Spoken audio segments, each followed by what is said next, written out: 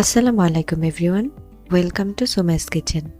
আশা করছি আপনারা সবাই অনেক বেশি ভালো আছেন। আজকে আমি আপনাদের সাথে বিফ কাবাবের রেসিপি শেয়ার করব। আমার আজকের ভিডিওতে আপনারা দেখতে পারবেন কিভাবে পারফেক্ট ফ্লেভারফুল একটা বিফ কাবাব তৈরি করা যায়। আর এটা খুবই ইজি একটা রেসিপি। আশা করি রেসিপিটি আপনাদের ভালো লাগবে। চলুন তাহলে রেসিপিটা দেখে নেওয়া যাক। কাবাব তৈরির মেইন ইনগ্রেডিয়েন্ট হচ্ছে গরুর মাংস আর বুটের ডাল। আমি এখানে হাফ কেজি পরিমাণ গরুর মাংস নিয়ে নিয়েছি।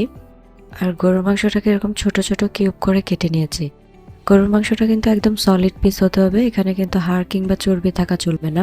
কাবাবে হাড় বা চর্বি কোনোটাই ইউজ করা যায় না। এরপরে আমি নিয়ে নিয়েছি বুটের ডাল। বুটের ডালটাকে আমি সারা রাত ভিজিয়ে রেখেছিলাম। ডালটাকে মিনিমাম 6 থেকে 7 ঘন্টা পর্যন্ত ভিজিয়ে রাখতে হবে। আমি ডাল এবং মাংসগুলোকে ভালোভাবে ধুয়ে নিয়েছি। এরপর আমরা পরবর্তী প্রসেসিংয়ে চলে যাচ্ছি। আজকের কাবাবটা আমি তৈরি করব রাঁধুনি রেডি মিক্স কাবাব মশলা দিয়ে। কাবাবের পারফেক্ট ফ্লেভারের জন্য অবশ্যই এই মশলাটা আপনারা ইউজ করবেন। আমি প্যাকেটটা কেটে নিয়েছি আর এরপরে এখান থেকে আমি মশলা দিয়ে দিচ্ছি। হাফ কেজি পরিমাণ মাংসের মধ্যে এখানে আমি 3.5 চা চামচ পরিমাণ মশলা অ্যাড করেছি। এরপরে আমি দিয়ে দিচ্ছি পেঁয়াজ কুচি 2 টেবিল চামচ পরিমাণ। আমি যেই প্যানে মাংসটা রান্না করব ওই প্যানটা নিয়ে নিয়েছি আর এর মধ্যে বাকি ইনগ্রেডিয়েন্টগুলো মিশিয়ে নিচ্ছি। আমি দিয়ে দিচ্ছি স্বাদ মতো লবণ। এরপরে আমি দিয়ে দিচ্ছি মরিচের গুঁড়া 1 চা চামচ পরিমাণ। রাঁধুনি রেডি মিক্সে কিন্তু মরিচের গুঁড়া অলরেডি অ্যাড করা আছে, তবে আপনারা যারা ঝাল খেতে পছন্দ করেন তারা কিন্তু এক্সট্রা একটু মরিচের গুঁড়া অ্যাড করতে পারেন। এরপরে আমি দিয়ে দিচ্ছি রসুন বাটা। রসুন বাটা এখানে আমি দিচ্ছি 2 টেবিল চামচ পরিমাণ। আর আদা বাটা দিয়ে দিচ্ছি 1 টেবিল চামচ পরিমাণ। দিচ্ছি সয়াবিন তেল 2 টেবিল চামচ পরিমাণ। কাবাবের ক্ষেত্রে কিন্তু খুব বেশি তেলের প্রয়োজন হয় না। এবার এই সবগুলো ইনগ্রেডিয়েন্টকে আমি একসাথে মিশিয়ে নিচ্ছি। কাবাব তৈরির জন্য কিন্তু এর থেকে বেশি আর কোনো ইনগ্রেডিয়েন্ট অ্যাড করার নেই। রেডি মিক্স মশলাটা ব্যবহার করলে আর অল্প কিছু ইনগ্রেডিয়েন্টই কিন্তু হয়ে যায়। আর এই ক্ষেত্রে খুব বেশি তেলও ব্যবহার করতে হয় না। মাংসগুলোকে আমি মশলার সাথে খুব ভালোভাবে মিশিয়ে নিয়েছি। এবার এখানে আমি অ্যাড করে নিচ্ছি পানি। পানিটা মাংস সমান সমান করে দিচ্ছি। এখানে কিন্তু একবারে আমি খুব বেশি পানি অ্যাড করিনি। পানিটা দিয়েও একটু মিশিয়ে দিচ্ছি নেড়ে। এরপরে এটাকে আমি একটা ঢাকনা দিয়ে ঢেকে চুলায় বসিয়ে দিব। প্রথমে 5-6 মিনিট আমি চুলার আঁচটা মিডিয়ামের থেকেও কিছুটা বাড়িয়ে এটাকে রান্না করে নিব। 5 মিনিট পর আমি ঢাকনা তুলে নিচ্ছি। ঢাকনা তুলে আমি সামান্য একটু নেড়ে দিচ্ছি।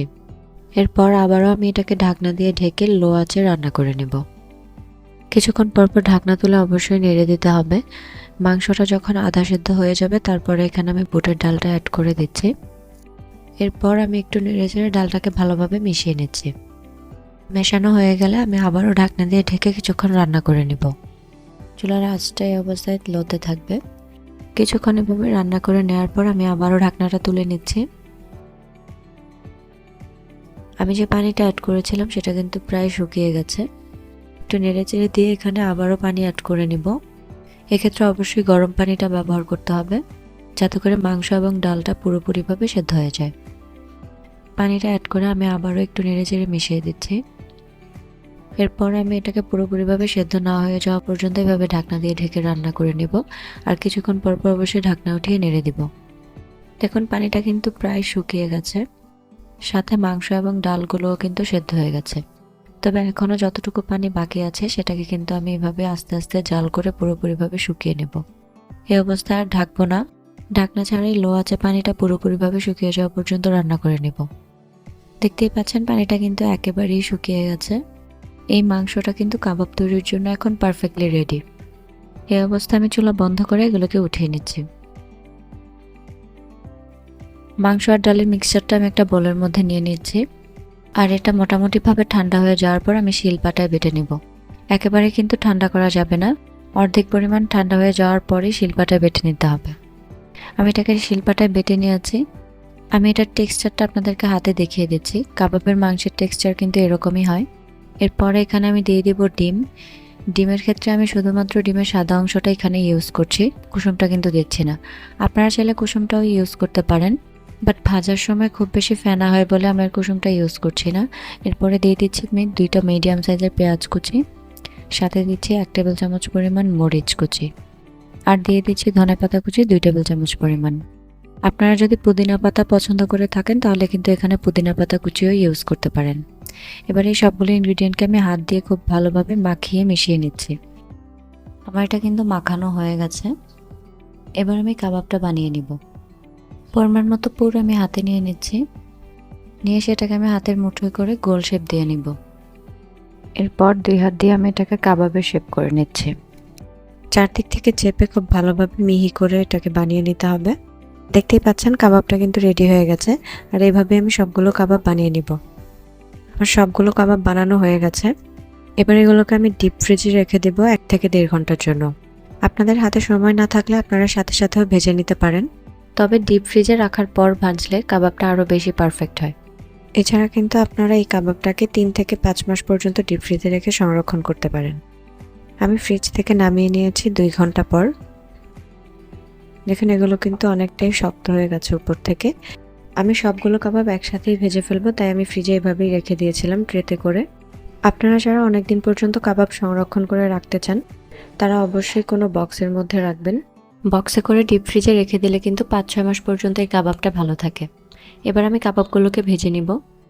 তেল গরম হয়ে যাওয়ার পর আমি এক এক করে কাবাবগুলো দিয়ে দিচ্ছি। কাবাব তেলে দেওয়ার পরে কিন্তু এটাকে খুন্তি দিয়ে একদমই নাড়া যাবে না, এতে করে কাবাবটা ভেঙে বা খুলে যেতে পারে। এক সাইডে খুব ভালোভাবে ভাজা হয়ে যাওয়ার পর অপর সাইডটা উল্টে দিতে হবে। আমার কাবাবগুলো একপাশে ভাজা হয়ে গেছে, এবার এগুলোকে আমি উল্টে দিচ্ছি। কাবাব ভাজার সময় যে ফেনাটা দেখতে পাচ্ছেন, ডিমের কুসুমটা দিলে কিন্তু এটা আরও অনেক বেশি হয়, আর সেজন্য আমি এখানে ডিমের কুসুমটা ইউজ করিনি। আর কাবাব ভাজতে কিন্তু খুব বেশি সময়েরও প্রয়োজন হয় না, কারণ এটা আগে থেকেই কুক করা থাকে তাই। দেখুন আমার কাবাবগুলো কিন্তু ভাজা হয়ে গেছে খুব তাড়াতাড়ি। এবার আমি সবগুলো কাবাবকে উঠিয়ে নিচ্ছি। বাকি কাবাবগুলো আমি একইভাবে ভেজে নেব। দেখতেই পাচ্ছেন কাবাবগুলো দেখতে কতটা সুন্দর লাগছে। তৈরি হয়ে গেছে দারুণ স্বাদের বিফ কাবাব। গরম গরম ভাত, পোলাও কিংবা বিরিয়ানি সবকিছুর সাথেই কিন্তু এই কাবাব একেবারেই জমে যাবে। বিয়েবাড়ি কিংবা অন্য কোনো অনুষ্ঠানে সার্ভ করা কাবাবের স্বাদকেও এই কাবাব হার মানাবে। আমি একটা কাবাব আপনাদেরকে ভেঙে দেখিয়ে দিচ্ছি। কাবাবটা কতটা পারফেক্ট হয়েছে আপনারা নিশ্চয়ই দেখে বুঝতে পারছেন এটার ভেতরের টেক্সচারটা কতটা সুন্দর, আর খেতেও হয়েছে দারুণ স্বাদের। কাবাব বানাতে কিন্তু খুব বেশি ইনগ্রেডিয়েন্টেরও প্রয়োজন হয় না, আর খুব বেশি সময়ও একদম লাগে না। আর পাশাপাশি সবচেয়ে বড় সুবিধা হচ্ছে আপনারা এটাকে প্রিজার্ভ করে রাখতে পারবেন বহুদিন।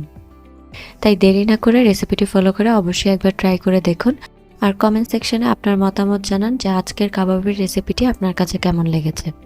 আমার চ্যানেলটি সাবস্ক্রাইব করতে কিন্তু একদমই ভুলে যাবেন না। দেখা হবে আবারও নতুন কোনো রেসিপি নিয়ে। আল্লাহ হাফিজ।